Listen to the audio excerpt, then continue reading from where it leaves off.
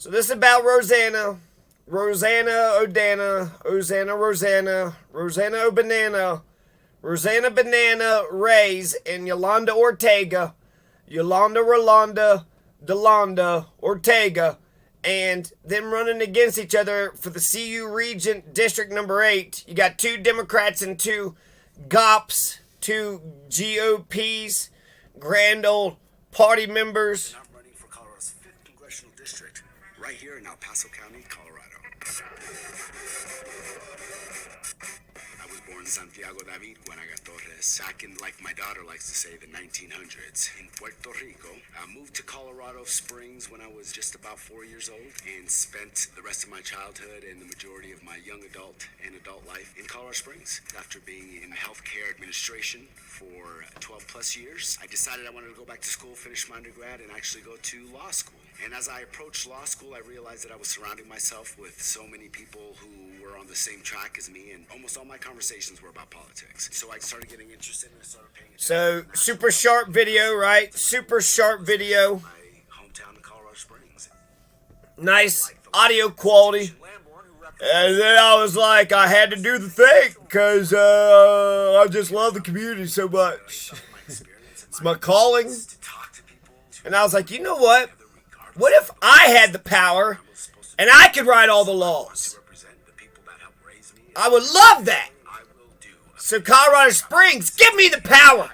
Give me the power. We can finally elect a representative who will actually listen to the people and create those bills or those laws that provide solutions to an entire community. We do not live in a black and white country. El Paso County certainly is not a black and white county. That is why this campaign is strictly about and, not or. People keep asking me, do you really think you stand a chance to win in this community? Yes. Yes, I do. It's not a black or and white county. It's a brown county. And then he's like, do you think I can win? Yes.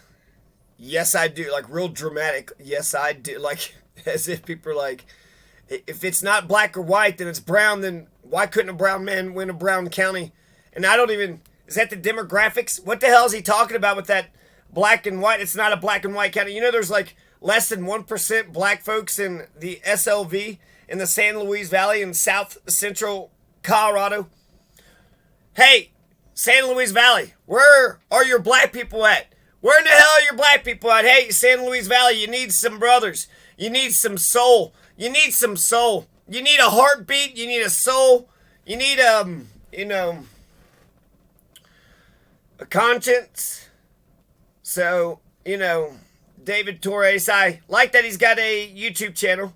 I like that he's got him, he's got himself out there. Let's watch, let's see, passionate people, questions from future constituents. Happy Veterans Day. We'll just go with TGA, questions from future constituents.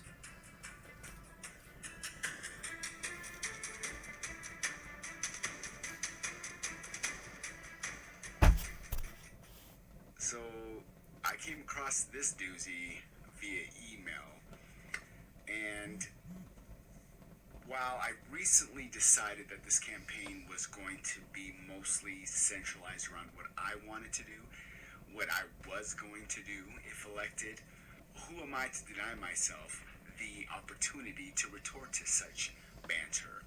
So here I go.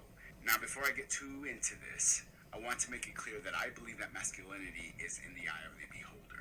It's based off of your upbringing, your experiences, and masculinity cannot be defined.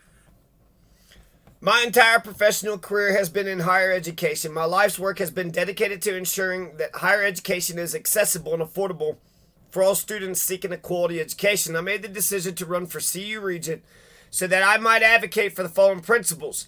Affordability.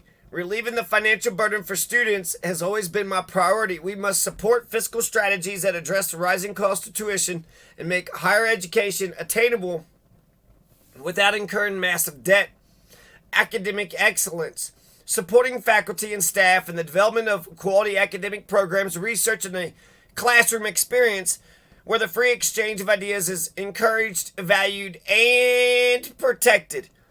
Career preparedness, inspiring and preparing students for success in their chosen careers.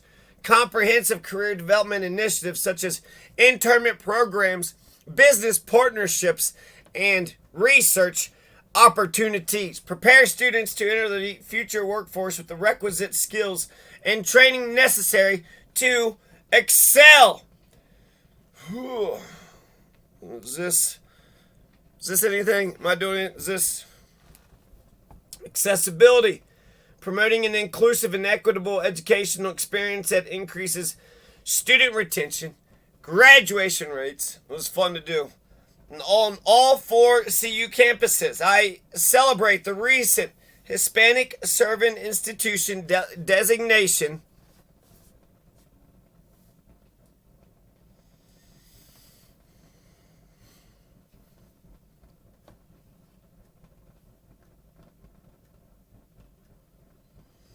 Designation for CU Denver and the Ann Schultz Medical Center.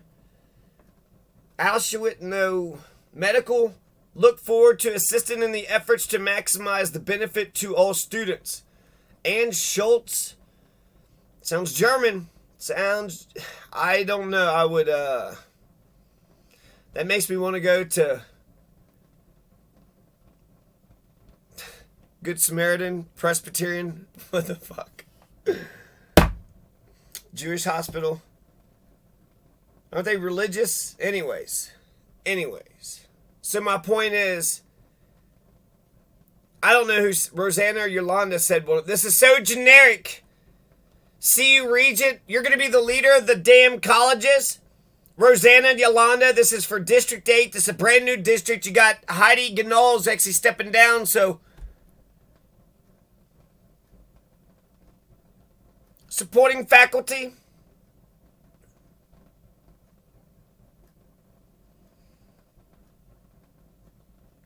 Let's just stick with affordability. Relieving the college should be free, and you should be relieving student debt. Forgive student debt.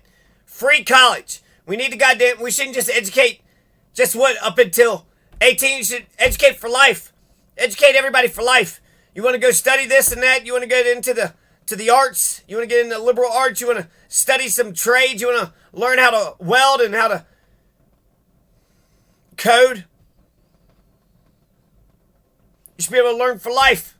Do you want a smart America or a dumb America? Investing in the minds and health of our future is clearly correct. We're just minds, bodies, and souls anyways.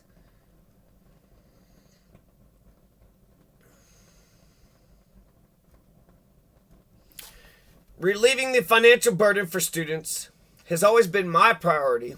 We must support fiscal strategies that address the rising cost of tuition and make higher education attainable without incurring massive debt. That's like affordable. When you make things affordable, it sounds okay, decently. Rising cost, it's not free for life or dirt fucking cheap. And it all sounds like bullshit to me. Relieving the financial burden for students has always been my priority, right? That you just wake up and you're like, hey, you gonna lower tuition? Yes or no? Will you lower the damn tuition? They have and if the people, they hire the president or whatever. So if the president doesn't lower tuition, are you gonna fire him? You're gonna lower the tuition, right? That's what you're talking about, relieving the financial burden. So lower the tuition, find other monies from other places somewhere or something. Fiscal strategies. Support fiscal strategies. How about cut out all the administration and just give the money directly to the student and then say, okay, spend $1,000 and then come back after a month and say, what did you learn? What didn't you learn? And then spend another $1,000 on whatever, on your own business, on whatever. And then keep coming back. You actually don't even have to come back. Just make a phone call. Type an email. From right where you're at. so that you don't have to spend gas. You're not on the road. It's safer. Address the rising cost of tuition. Pay them bastards fucking $100,000 so they can show you a PowerPoint that is meaningless and useless. Make higher education attainable without incurring massive debt. Make it free. Or dirt fucking cheap. Make higher education attainable. It sounds like you're not going to make it attainable. And we're going to have a shit ton of debt. That's what it sounds like. Sounds like you put that sentence together and you're like, God, I'm smart. Man, look at that sentence. We must, let's see. Address the rising cost. Address it? No, you need to lower the cost of tuition. Address the rising costs. Support fiscal strategies. Yes. Like what? Cut fucking bullshit that you don't need?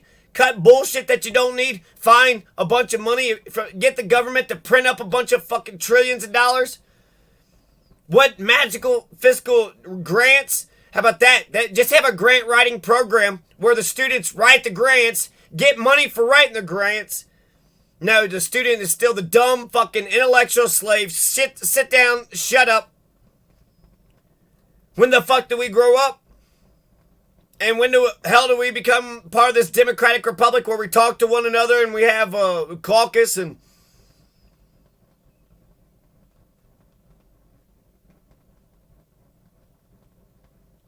Free exchange of ideas is encouraged, valued, and protected. That sounds nice. That wasn't my college experience.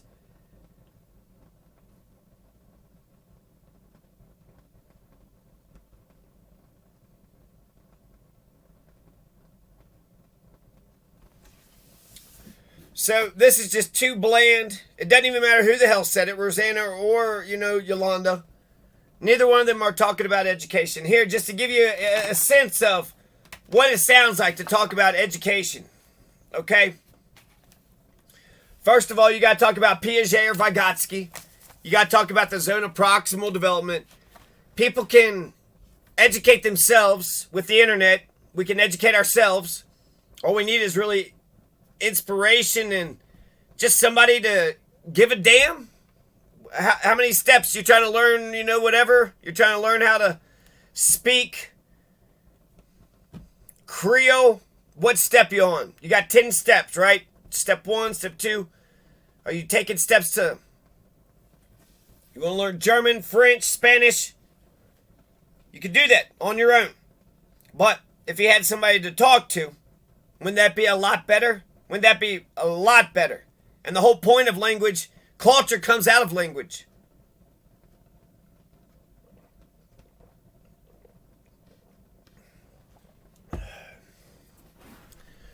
We're in a postmodern society. We got the internet. That's the Gutenberg printing press revolution. Public education was important 100, 200 years ago when you had a bunch of dumb, ruffian Americans that didn't know shit. And hell, maybe we should just have the Vogue school. Was that John Gatto?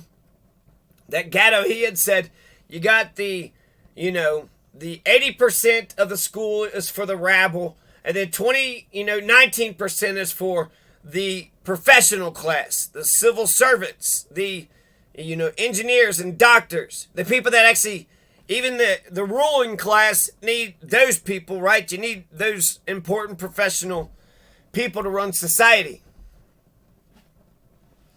So, and then the 1%, well, they're educating their progeny on being the ruling class. Here's what you got to do in order to maintain being part of the ruling class, or here's how you get in.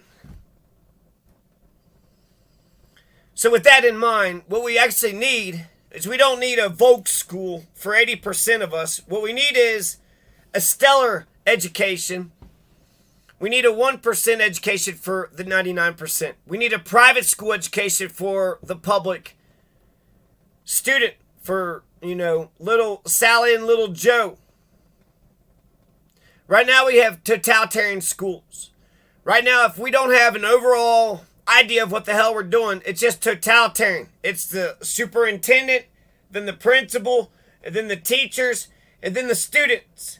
But since we're Americans, we have entire Bill of Rights, and plus we're Coloradans, so we have we got 2 bills of rights.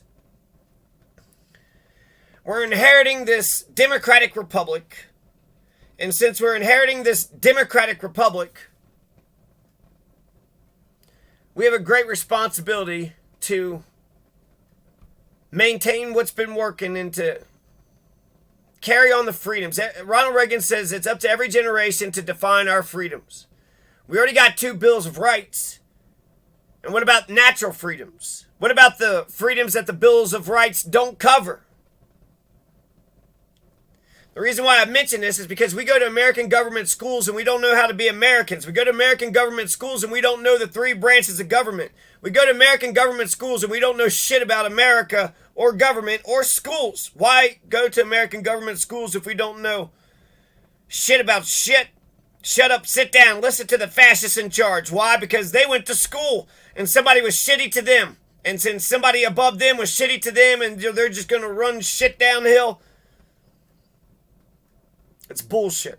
Totalitarian schools is bullshit. But maybe that's your thing. Maybe that's your thing. Maybe that's what works for you. I feel like past the 3rd grade, past your 3 R's, reading, writing, arithmetic, once you've got your basic knowledge, public schools are worthless. It should be the executive. It should just be what kind of classes you want after that. You develop your own curriculum. With guidance, but the whole idea is how many times was I asked as I'm making straight A's, what are you going to be when you grow up? Oh, you're going to do that? Okay, now go over there and do something that has nothing to do with what you want to be when you grow up. Oh, let's say I want to climb mountains. Oh, okay. Well, go over there and do a bunch of grammar. I just told you I want to climb mountains. If I do grammar, will I be allowed to climb like a hill, like a little molehill or something? Can I just at least step on a curb or something? Can I? So I think totalitarian schools are destroying America. Public education, it's an over-bloated bureaucracy. You have a government class, a government parasitical class of a bunch of totalitarians. Totalitarians.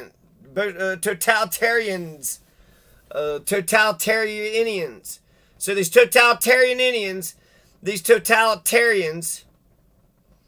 all these totalitarian wants is for them to, I'm the teacher, so I'm in charge. I'm the principal, so I'm in charge. I'm the superintendent, so I'm in charge.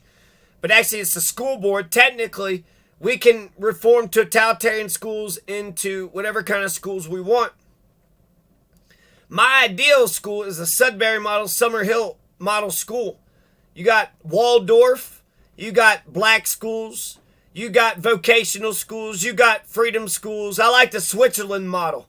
I want to talk a little bit about the Switzerland model of schools because I heard it came out of Switzerland and it makes sense. But, we need to learn about Lord of the Flies. We need to learn about Piaget and Vygotsky. We need to learn about all of our rights and freedoms. We need to have a civics exam. Are you a good American? If you see some shit going down, do you know that justice anywhere is a threat to justice everywhere? So you see shit going down and you don't say shit, you know you're a bad fucking person? Back in the Old West, you got 20 people and a felony is being committed. Every one of us, all hands on deck, and we got to go after that bastard. That makes sense. Injustice anywhere is a threat to justice everywhere. So that bank robber, might have just stole all your all's damn money. And you sat by and done nothing? Are you a part of it? Did you tell them that nobody was there? Or, What's a synapse? What is a synapse? Piaget and Vygotsky. Which one do you agree with? Do you think they both have something to say? It's about human psychology. It's about how we learn. And what about the retention? Teaching others, 90%. Teaching others, we retain 90% of that which we teach. Demonstration, we learn what? 10% of that? Dialogue, we learn 50%. Experience, we learn 75%. So we need more experiences. We need to teach others. and we need to dialogue. Those are the 3 top ways to learn. So the best way to get me to get you to learn is for me to get you to teach me. Once you teach me, you're retaining 90% of all that. And I'd listen. Unlike you pricks. So, homeschooling, vocational. If I was to homeschool my kids, it would be basically I would teach them a whole bunch of vocations, a whole bunch of trades. The Boy Scouts has like about 20 different vocations. I think that's a good start. Woodworking and whatever. Plus HTML coding. That way you get a little bit of modernity. And the way that you homeschool is you just have a portfolio and you say, hey, what I'm teaching my children is better than what the public education is teaching. You're not just being a lazy piece of shit. You actually have a curriculum that compares and that's better than. I think we need to get rid of totalitarian schools. We can reform it through the school boards. It is democratically elected. So the republic still stands. But unfortunately, I feel like people are just on this fascist kick. Totalitarian schools make sense. Does it? Because Sugata Mitra says it makes sense when you have a computer and then you have people come around the computer and socialize around the computer and education happens. It happens. It's self-organizing and self-emergent. The authority, the fascist in the room, kills education, kills networking, kills relationships, kills learning, kills education. What the fuck is the point of paying some asshole to kill education? Freedom schools, this is where you had SNCC and CORE, NAACP, SCLC. Went around teaching people political citizenship. If you're not, the assessor or the surveyor or the commissioner, then you're a citizen. And you're either a citizen or you're the ruling class. Either way, you have responsibilities in this republic. If the citizenship ignores the ruling class, well, that's worse than a dictatorship because we got the guise of it being the freedom schools. Black schools. Black schools back in the South, they just got their freedom. And they said, okay, here's a bunch of black schools. And whites were like, well, we want schools too. So once black people got schools, then white people got schools. But black people knew the deal. My God, we're not going to have these schools for a while. These schools are going to go away. So we got to succeed. W.E.B. Du Bois, he says the talented 10th. So we got to succeed. We got to find the smart, intelligent ones. And we got to elevate them and put them in positions of leadership if us as black people are going to succeed, or as us as the family, or us as whoever, the community. We got schools for now, but for how long? So you get in there and you learn all that you can learn, and we need you. We need you, the talented 10th. We need the talented 10th to Sudbury model, Summerhill. They're all about freedom and democracy. We don't have freedom and democracy in our totalitarian schools. It's all oppression. And when you're the student, you're on the bottom of the totem pole, but in America, you're actually on the top. We actually had to have a Supreme Court case that said that you still have freedom of speech. You don't cease to be an American when you go into the school doors.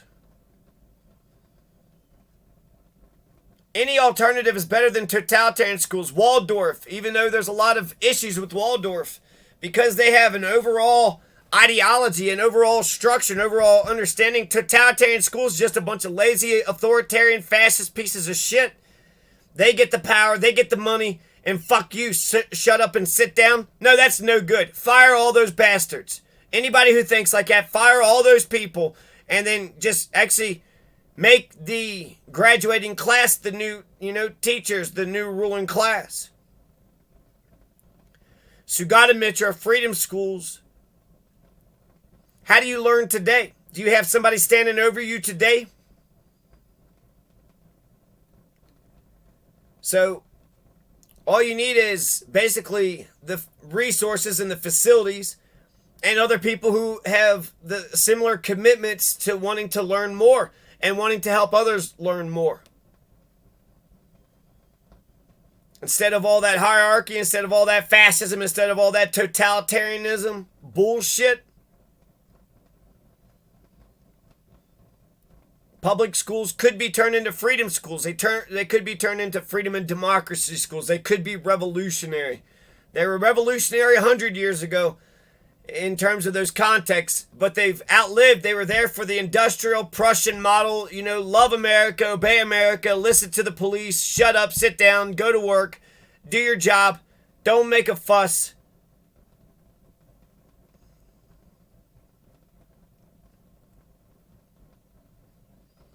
And if you're the dictator, I can understand why you'd want the rabble to be, handled like that. But if you're an up-and-comer, then you need to know the skills in order to have, increase your worth and value and make sure the skills are.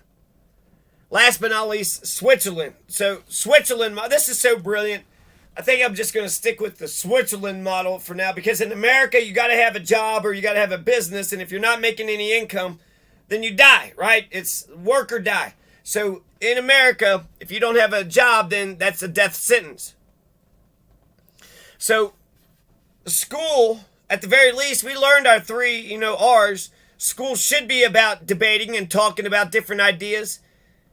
The Switzerland model. Okay, the Switzerland model is we're going to get you graduated and we're going to get you a job upon graduation. So we're going to get you a job, and we're going to get you a job in the field that you want a job in. So the Switzerland model, what they do in Switzerland, and I don't know if it's the whole country, it's where I heard it from, is they ask all the businesses in the community, what are going to be the, positions and jobs that you need in the future? What are the jobs and positions that you're going to need in the future? Write us a list. So go to the steel plant, go to the grocery store, go to the music, whatever, auditorium, movie. Go to all these different places and say, what kind of employees are you going to need in 5 years? What kind of employees are you going to need in 10 years? What kind of employees are you going to need in 20 years? And by making that list, maybe these business owners never thought about that. So by asking those business owners, you're making them think long term. And they're saying, okay, these are the positions that I would like to hire people to do. Once they make that list up, then you give it to, this is for the regents, right? So this is for college students. You give it to the college students. Here's all the jobs in the community. These are all the jobs that the business community want, you to be. There's a demand for all these jobs. Now, tell the student also, what jobs do you want? Maybe you should ask them that first. I don't know. If they fall in love with one of the jobs that's available, then that's just a match made in heaven now, isn't it? But you don't want them to settle. So ask the student, what would they like to do? What's their dream jobs? And then have them make a list. And then see if that list coordinates with the jobs in the community. That's a better match made in heaven. What's your dream job? Well, shit, look what I found right here. The steel plant. You want just an entry-level steel plant job so you can get to understand the steel plant? Guess what?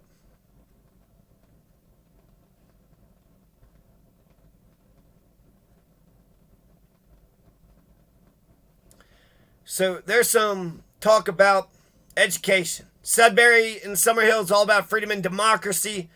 They run their own thing. They run their own judicial branch. Sudbury model, all you have to do is go into school and just clock in. I'm here. Summerhill, it's all basically democracy. It's student-led, student-run. There's guides by the side, but they're the ones that are closest to where America, all public schools, I think, in America, but definitely the school, if I'm going to let my kids go to public education, it's going to be freedom and democracy. You don't even have an ideology. You don't even have an overall vision. You're just a fascist, totalitarian piece of shit. You're just a fascist, totalitarian systemite. You're a systemite. You're just stuck on the system. You're getting paid by the system. Totalitarian, you don't have any views at all. You have no morals, no virtues. And you're not actually trying to help anybody. If you were a good superintendent or a teacher or principal, you would have created hundreds more teachers and principals and superintendents. The fact that some principals and teachers and superintendents keep that job forever and ever and ever, goodness gracious. They got the power, they got the money, and they're just going to hold on to it forever. And then tell you a bunch of bullshit. tell you a bunch of fucking busy work to do so they can hold on to the money and power. And you'll be manipulated for the rest of your life. Daniel Greenberger's